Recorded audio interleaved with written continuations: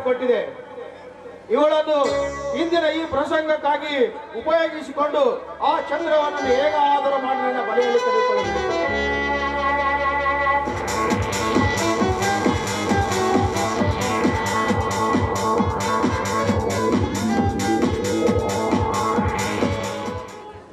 ರಗಣ ರಗಣ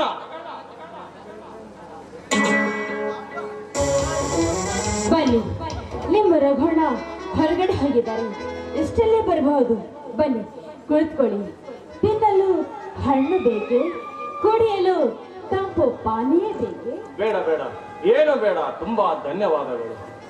ನೋಡಿ, ತಂಪು ಪಾನೀಯನಾದರೂ ಕುಡಿದಿರಂತೆ ತರ್ತೀನಿ, ಕೂತ್ಕೊಳ್ಳಿ.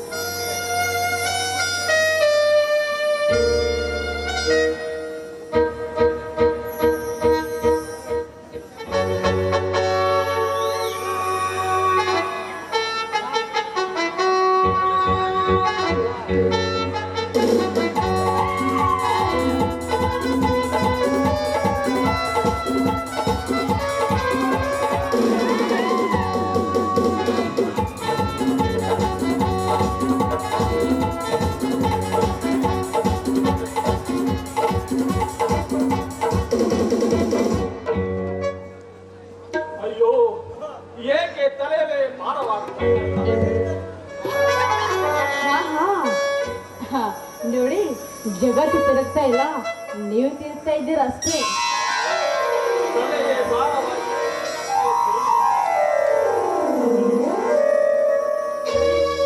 ಕ್ಷಮಿಸಬೇಕಾಗಿದ್ದು ನಾನಲ್ಲ, ನೀವು. ಬನ್ನಿ, ಇಹಲೋಕ ಯಾತ್ರೆ ಮುಗಿಸ್ತಾ ಇರೋ ನಿಮಗೆ ಈ ನನ್ನ ದೇಹದ ರಸದೌತಣದ ಸ್ವಾಗತ.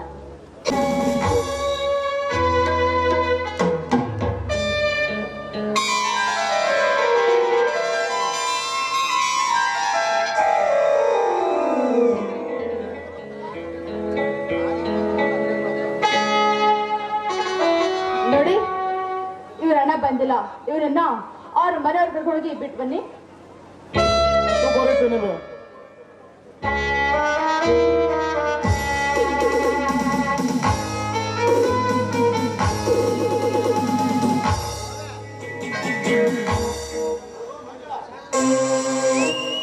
ಹಲೋ ನಾಗರಾಜ್, ಏನಿವತ್ತು ಬೇಟೆಯಾಡಲು ಕೋವಿ ಮರೆತು ಬಂದಂತೆ ಕಾಣಿಸುತ್ತೆ.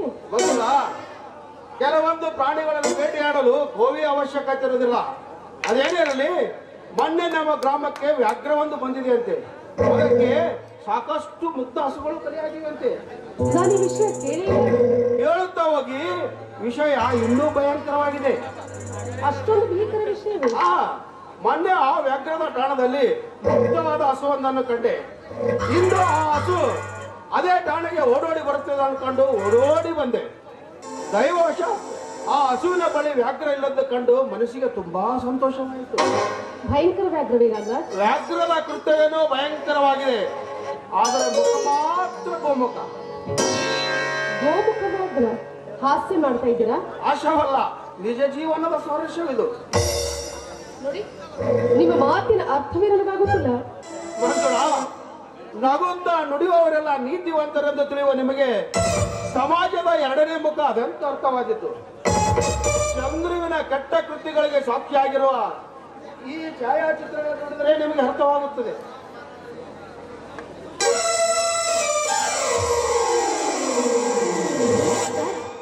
ಏನಿದು ವಿಪರೀತ?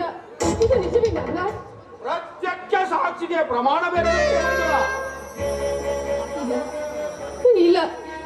ನಾನು ಈ ಫೋಟೋಗಳನ್ನು ನೋಡ್ಲಾರೆ. ನನ್ನ ಚಂದ್ರ ಇನ್ನೊಂದು ಹೆಣ್ಣಿನ ತೋಳು ತೆಕ್ಕೆಯಲ್ಲಿ. ಇದನ್ನ ನನ್ನಿಂದ ಊಹಿಸಲು ಆಗದು. ಮಂಜುಳಾ, ನಗುತ್ತಾ ನುಡಿಯುವವರೆಲ್ಲ ನೀತಿವಂತರೆಂದು ಕೂಡ ನಿಮಗೆ ಸಮಾಜದ ಎರಡನೇ ಮುಖ ಅದೆಂತ ಅರ್ಥವಾಯಿತು. ನಿಜ ನಾಗರಾಜ್, ಹಾವಿನ ಹೊರ ಸುಂದರತೆಗೆ ಮಾರು ಹೋಗಿ ಅದರ ಒಳಹಲಿನಲ್ಲಿ ವಿಷ ಇರುತ್ತದೆ ಅನ್ನೋದನ್ನೇ ನಾನು ಮರೆತು ಬಿಟ್ಟಿದ್ದೆ. ಸಕಾಲದಲ್ಲಿ ಬಂದು ಸರ್ಪದ ಸ್ನೇಹದಿಂದ ಪಾರು ಮಾಡಿದ ನಿಮಗೆ ನನ್ನ ಧನ್ಯವಾದಗಳು. ಧನ್ಯವಾದದ ಪ್ರಶ್ನೆ ಏನು ಬಂತು? ನಿಮ್ಮಂತ ಮುಗ್ಧ ಯುವತಿಯರನ್ನು ಅಂತ ವ್ಯಾಘ್ರಗಳ ಬಾಯಿಂದ ಬಿಡಿಸಿಕೊಳ್ತಾ ಇರುವುದೇ ನಮ್ಮಂತ ರಕ್ಷಕರ ಕಾರ್ಯ. ನೋಡು ಮಂಜುಳ, ಚಂದ್ರನ ಬಣ್ಣವತ್ತು ಬಯಲು ಮಾಡಿ ತೋರಿಸಿದ್ದೇನೆ. ಇನ್ನು ಮುಂದೆ ಎಚ್ಚರಿಕೆ ಇದ್ದೀರಿ. ನಡತೆ ತಪ್ಪಿದ ಹೆಣ್ಣಿನ ಬಾಳು ಉಳಿದಿದ್ದ ಹಣ್ಣಿನ ಹೋಳಿನಂತೆ ಉಪಯೋಗಿಸಲಬಾರದು. ನಿಮ್ಮ ಮಾತು 100% ಸತ್ಯ. ಮಾನವೊಂದು ಹೆಣ್ಣಿಗೆ ಕಣ್ಣಿದ್ದಂತೆ. ಆ ಕಣ್ಣೆ ಹೊರಟೋದ ಮೇಲೆ ಕುರುಡಾದ ಹೆಣ್ಣಿನ ಕರುಣಾತ್ಮಕ ಸ್ಥಿತಿಯನ್ನು ನೋಡಿ ಮರು ಜೀವನ ಕೊಡುವುದಕ್ಕಿಂತ ಅವಳ ಜೀವನವನ್ನ ಅಧೋಗತಿಗೆ ತಳ್ಳುವ ಕಾಮಾಂಧರೆ ತುಂಬಿದ್ದಾರೆ ಈ ಜಗತ್ತಿನಲ್ಲಿ. ನೋಡಿ, ಈ ಛಾಯಾಚಿತ್ರಗಳನ್ನು ಚಂದ್ರನಿಗೆ ತೋರಿಸಿದೊಡನೆ ಇದು ಮೋಸ ವಂಚನೆ, ನನಗಾಗದವರು ಯಾರೋ ಮಾಡಿದ ಅನ್ಯಾಯವಿದೆ ಅಂತ ಹೇಳ್ತಾನೆ. ದಯವಿಟ್ಟು ನಂಬಬೇಡಿ. ಅವರ ಇಂಥ ನಾಟಕಗಳಿಗೆ ನಾನು ಸೋಲುವುದಿಲ್ಲ ಬಿಡಿ. ನೀವು ನಂಬದಿದ್ದರೆ ಅವನ ಪ್ರೇಮರಾಗವನ್ನು ಆಡಲು ಪ್ರಾರಂಭಿಸುತ್ತಾನೆ. ಏನೆಂದು? ನನ್ನ ದೇಹದ ರಕ್ತದ ಕಣ ಕಣವು ಮಂಜುಳೆಯ ದಿವ್ಯ ಪ್ರೇಮದ ರಾಗವನ್ನೇ ಆಡುತ್ತಲಿದೆ. ನನ್ನನ್ನು ನಂಬು ಮಂಜುಳ, ನಾನು ಮೋಸಗಾರನಲ್ಲ, ವಂಚಕನಲ್ಲ, ನಿನ್ನ ಪ್ರೇಮದ ಆರಾಧಕ ಎಂದು ಇನ್ನು ಏನೆಂದೋ ಹೇಳಿ ನಿನ್ನನ್ನು ನಂಬಿಸಲು ಪ್ರಯತ್ನಿಸ್ತಾನೆ. ದಯವಿಟ್ಟು ನಂಬಬೇಡಿ. ನನ್ನ ಹಿತಚಿಂತಕರಾಗಿ ಬಂದು ಈ ನನ್ನ ಬಾಳ ದೋಣಿ ತಿರುಗಡೆ ಮಣುವಿಗೆ ತಿರುಗದಂತೆ ಎಚ್ಚರಿಕೆ ವಹಿಸ್ತಾ ಇದ್ದೀರಲ್ಲ, ನಿಮಗೆ 1000 ಕೃತಜ್ಞತೆ ಅರ್ಪಿಸಿದ್ರು ಅದು ಕಡಿಮೆನೆ. ಅದೇನಿರಲಿ, ಹುಲಿಯ ಬಾಯಿಯಿಂದ ತಪ್ಪಿಸಿಕೊಂಡಿದ್ದೀರಿ.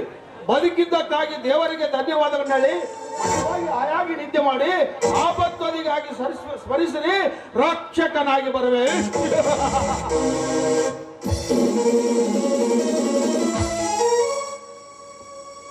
ನಾಗರಾಜ್ ಎಷ್ಟೊಂದು ಒಳ್ಳೆಯವರು. ಮುಂದಾದ ಘೋರ ವಿಪತ್ತಿನಿಂದ ನನ್ನನ್ನು ಪಾರು ಮಾಡಿದರು. ಅದು ನಿಜ. ಯಾವ ನೀರಲ್ಲಿ ಮೀನಿರುತ್ತೋ, ಯಾವ ನೀರಲ್ಲಿ ಮೊಸಳೆ ಇರುತ್ತೋ ಆ ದೇವರೇ ಬಲ್ಲ.